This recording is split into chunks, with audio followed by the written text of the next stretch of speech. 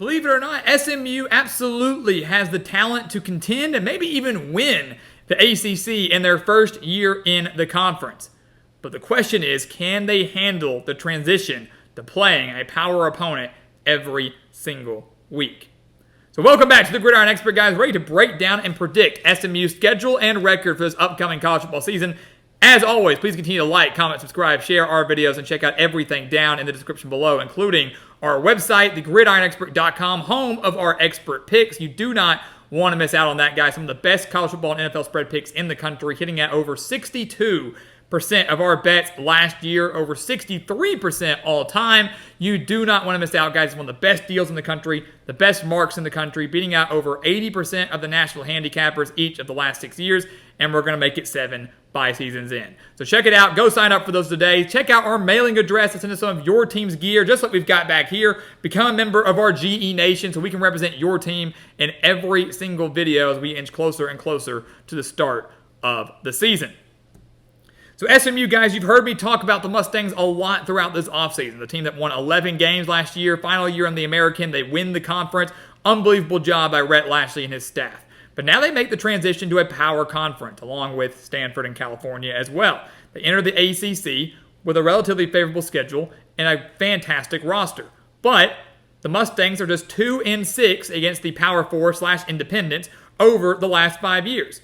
And other American teams that have recently made the move, such as UCF, Cincinnati, and Houston, they went a combined 13-24 last year in the Big 12 and just 6-21 in conference play.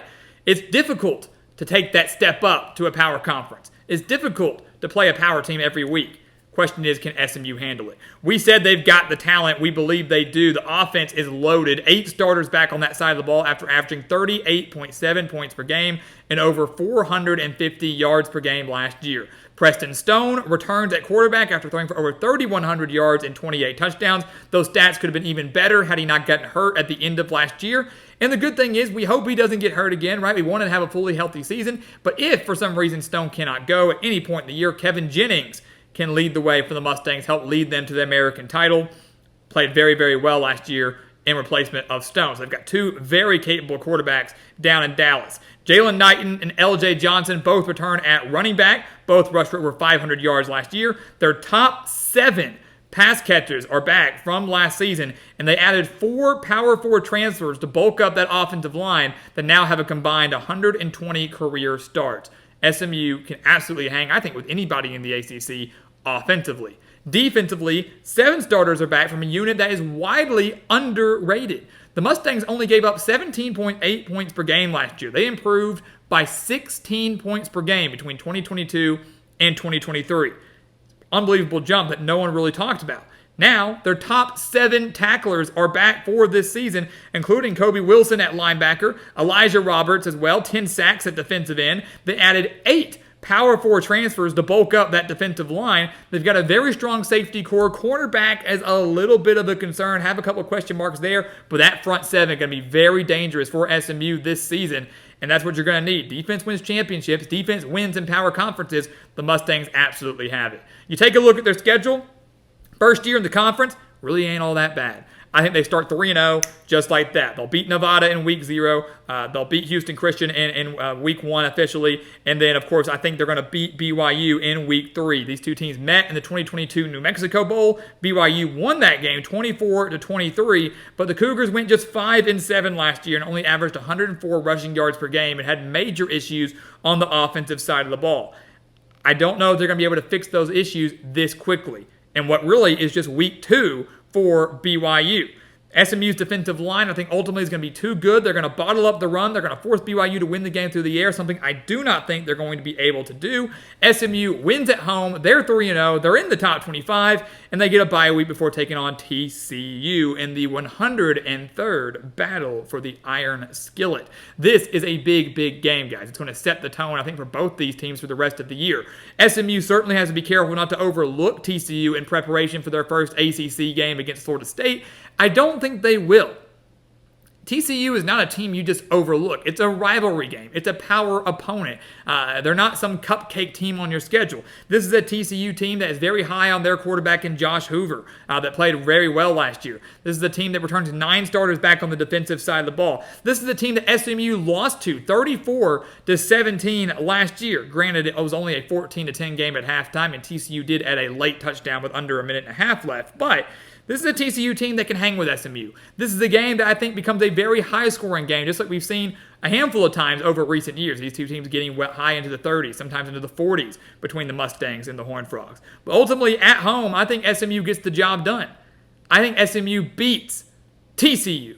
I think the Mustangs are 4-0 entering their first ACC game against the reigning ACC champions in Florida State. Like, welcome to the league, SMU.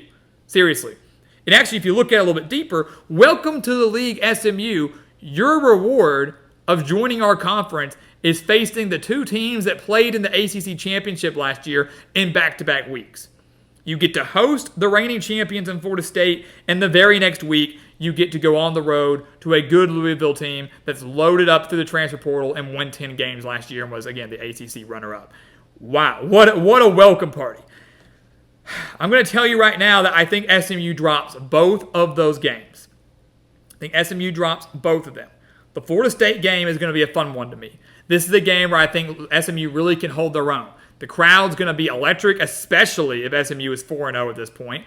They've got the home field advantage on their side. They've got an offense that absolutely can hang with Florida State. One could argue that SMU actually has the better offense, especially at the skill positions maybe right now, than Florida State does, considering they lost so much. But this game will be won in the trenches. It will be won with the offensive line and the defensive line, both of which the edge goes to the Seminoles. Florida State has a combined 190 starts on the offensive line. They have one of the best defensive lines in the entire country, certainly one of the best in the ACC. And if you look last year, SMU, in their 3 losses, allowed 189 rushing yards, 192 rushing yards, and 262 rushing yards in their 3 losses, all against power opponents. They weren't able to get enough push with their trenches. Weren't able to get enough push with the defensive line. Weren't able to get enough push with the offensive line. They lost to Oklahoma. They lost to TCU. They lost to Boston College in their bowl game. And I think that's going to plague them again now. They fall to the Seminoles, and then they fall to Louisville on the road in their first true ACC road game. This is a team that kind of reloaded in the transfer portal like we mentioned. Tyler Shug coming in at quarterback now. Had a journeyman. Was at Texas Tech. Was at Oregon. Bounced around for a while and obviously has dealt with injuries. But when he's healthy, he's a phenomenal quarterback. And they gave him a lot of weapons to work with. The star wide receiver out of South Alabama and Colin Lacey, Ja'Cory Brooks. This is a team that, from a passing attack standpoint, is going to test SMU's cornerbacks. It's going to test SMU's secondary. What did we say earlier? If there was a question mark defensively for SMU, it's their cornerback position. And I think Louisville is going to target that. And I think they're going to exploit that. I'm not saying they're going to blow SMU out by any means, but they will beat SMU, especially at home. Louisville gets the win, and SMU, after a 4-0 start, drops to 4-2, entering another bye week. Here's the thing. The schedule gets a lot more manageable after that.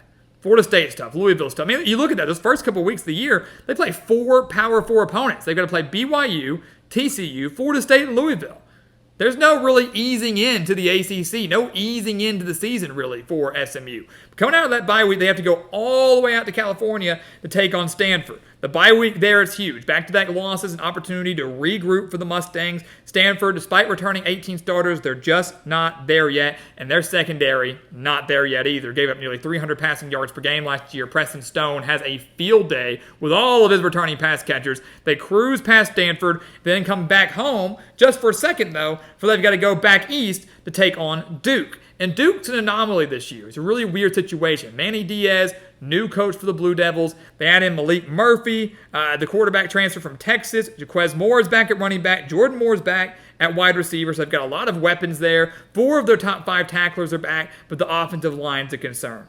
So SMU, I think, is going to find a way to create a little bit of pressure on Malik Murphy, but ironically, I still think Duke does just enough offensively. Malik Murphy has shown some capabilities to run the ball a little bit. He's going to be able to get the ball out a little bit quicker. And Manny Diaz is a pretty solid defensive mind. People don't give him enough credit. Had a pretty good run as DC at Penn State. And even his Miami teams, they didn't live up to the hype. Those defenses weren't too bad either.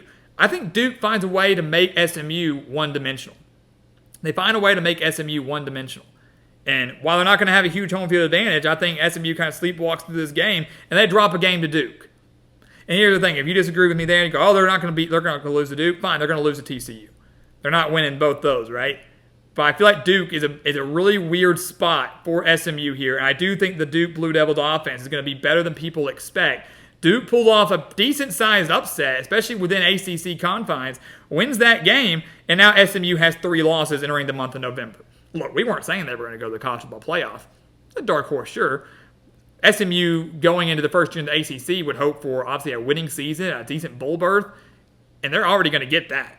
They're absolutely already going to get that. They're sitting at 5-3 right now. They just need one more win to go bowling. They're going to get that win against Pittsburgh at home, a Pittsburgh team that is, has some question marks across the board. Not a whole lot of starters coming back on defense from a defense that wasn't that great last year. New offensive coordinator, mediocre quarterback play. I don't really have a lot of faith in Nate Yarnell as the quarterback for the Panthers. Their secondary, not all that great either. This is the homecoming game for SMU this season. Give me the Mustangs to beat Pittsburgh, clinch bowl eligibility, go into their 3rd bye week, and look what they've got. Boston College, Virginia, California. First off, 3 of their final 4 games are at home. That's huge. That's huge. Second off, none of those teams are all that great. Pittsburgh, Virginia, California all had losing records last year. California and Boston College both made a bowl game. BC won that game last year, their bowl game, over who? SMU. So a rematch between Boston College and SMU from their bowl last year. SMU's going to get revenge in that one. It was a nasty, rainy game up on the eastern part of the country, East Coast. Preston Stone was out for that game. A lot was just weird for that game against the Eagles. But now, they're coming off a week of rest at home. Preston Stone hopefully is fully healthy. This team is eager, hungry, 6 wins. Now let's just start improving our standings, improving our bowl berth. They're going to beat Boston College, who also is dealing with a new head coach in Bill O'Brien. They'll beat the Eagles. They'll go on the road, and they'll beat Virginia, who's going to struggle once again under Tony Elliott. So much so that it could be the end of the Elliott era with the Cavaliers. And then back home, senior day against California, a long road trip for the Golden Bears. The logic here, SMU, stop Jaden Ott. He is one of the best running backs in the ACC this year. If SMU bottles him up, which is a very good chance they can do with that strong defensive line that they've bulked up to the transfer portal, then they will win this game. And that's exactly what Rhett Lashley and the Mustangs will do. They will bottle him up. They will win this game. And we've got SMU in their first year in the ACC going 9-3. Talk about an accomplishment. Talk about it. They've got all the pieces. They have done very well. They have talent already. They added more to the transfer portal. The schedule lines up very well for them.